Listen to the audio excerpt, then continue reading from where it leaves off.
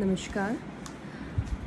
आधुनिक भारत का इतिहास पेपर में ये हमारा टॉपिक है पानीपत का तृतीय युद्ध। पानीपत के तीनों युद्ध, प्रथम, द्वितीय एवं तृतीय युद्ध, तीनों ही मुगल साम्राज्य से संबंधित है, मुगल साम्राज्य के इतिहास से संबंधित है और तीनों के परिणाम भी अत्यंत युगांतकारी हैं। पानीपत का प्रथम युद्ध भारत में मुगल साम्राज्य की स्थापना करता है। यह युद्ध 21 अप्रैल 1526 को हुआ। बाबर ने इब्राहिम लोदी को इस युद्ध में पराजित किया। इब्राहिम लोदी सल्तनत काल के अंतिम शासक थे जिन्हें पराजित करके बाबर ने भारत में मुगल साम्राज्य की स्थापना की। तो पानीपत का प्रथम युद्ध भारत में मुगल साम्राज्य की स्थापना करता है।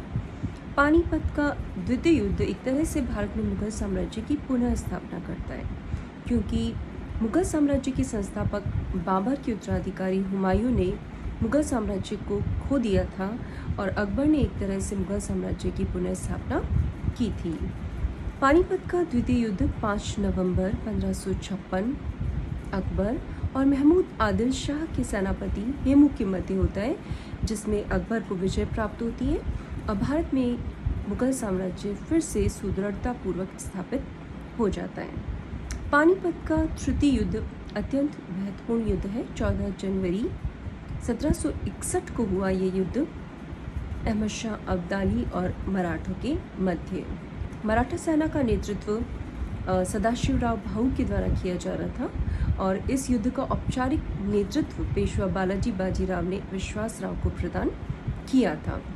तो पानीपत के युद्ध के बारे में अगर हम बात करें तो उस युद्ध को जन्म देने के जो तमाम कारक हैं या कारण हैं वो इस युद्ध के पूर्व जो दशकों का इतिहास हमको मिलता है उसमें हमको दिखाई देते हैं।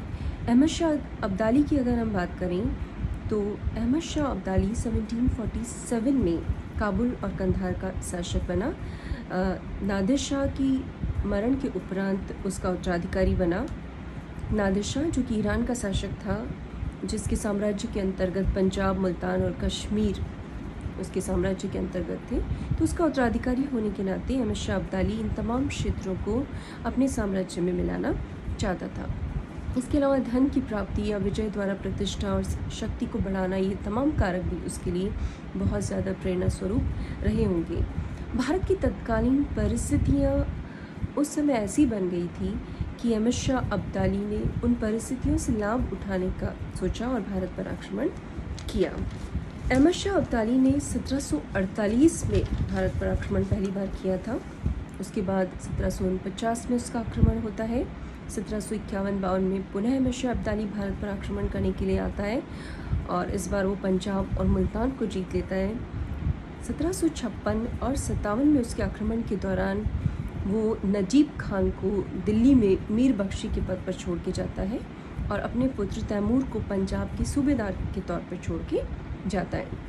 1759 में एक बार पुनः भारत की ओर आता है और इसी आक्रमण का जो अंत है, अहमद शाह अब्दाली के 5वें आक्रमण का अंत पानीपत के तृतीय युद्ध के रूप में होता है। अहमद शाह अब्दाली का अंतिम आक्रमण 1767 में हुआ था। अब हम बात करते हैं पानीपत के तृतीय युद्ध के कारण। पानीपत के तृतीय युद्ध के कारणों की अगर हम बात करें तो पहला कारण यही है कि ईरान के शासक नादिर शाह ने जब भारत पर आक्रमण किया था 1739 में, उस आक्रमण के दौरान अहमद शाह अब्दाली नादिर शाह के सेना नायक के रूप में उसके साथ में आया था। अब्दाली ने स्वयं मुगल साम्राज्य की स्थिति, उसकी पतन उन्मुख दशा को अपनी आंखों से देखा था और उसे अच्छी तरह मालूम था कि मुगल साम्राज्य किसी भी सशक्त आक्रमण का सामना करने की स्थिति में नहीं है।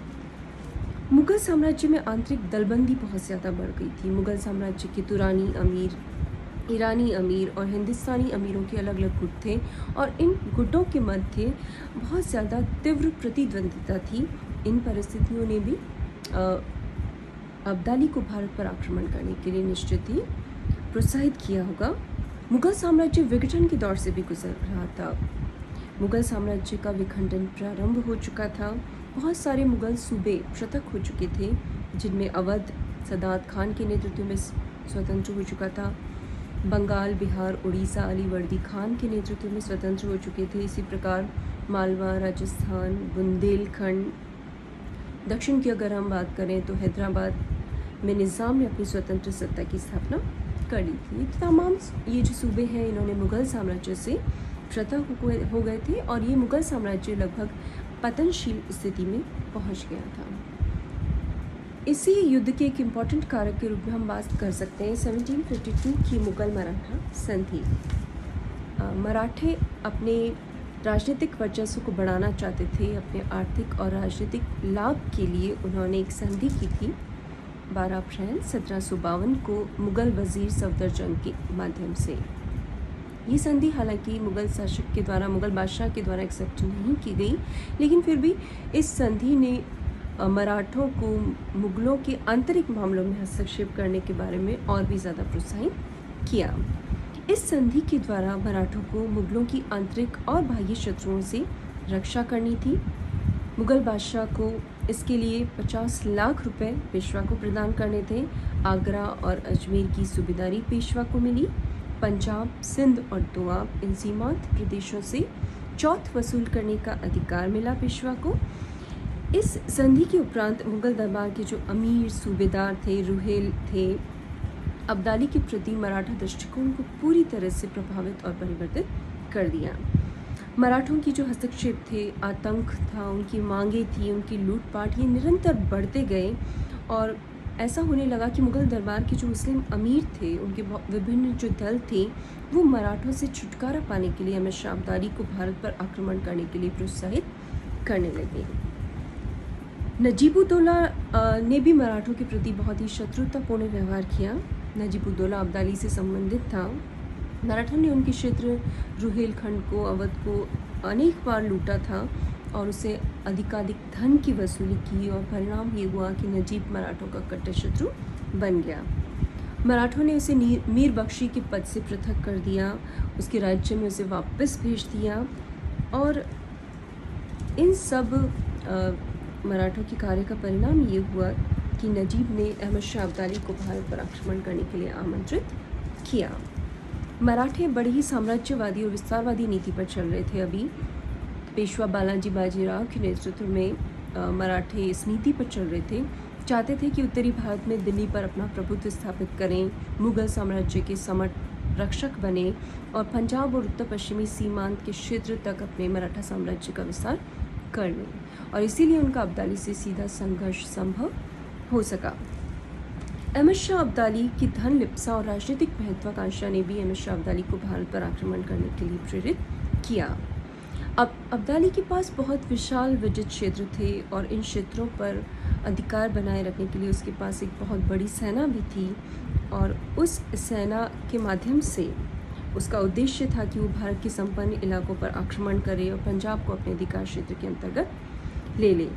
अब्दाली सिंध, पंजाब, कश्मीर और सीमांत प्रदेश सहित सरहिंद तक के क्षेत्र को अपने राज्य में लेना चाहता था और चाहता था कि दिल्ली में उसके समर्थक बादशाह गद्दी पर बैठे।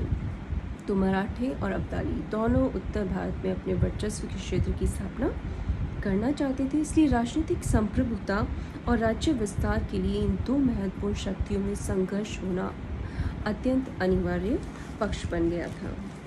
मराठों की राजनीति ने भी इसमें एक महत्वपूर्ण भूमिका निभाई।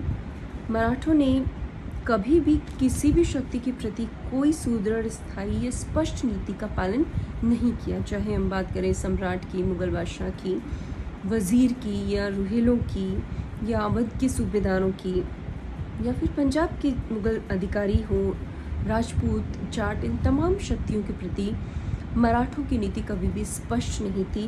बहुत ही अस्पष्ट नीति उन्होंने इन शक्तियों के विरुद्ध अपनाई थी। उनकी लूटपाट करने की जो प्रवृत्ति थी, बलपूर्वक धन वसूल करने का जो उनकी नीति थी, उनकी इन नीतियों से सभी शक्तियाँ उसके प्रति असंतोष, उन शक्तियों में उनके प्रति असंतोष की व्याप्ति हो गई।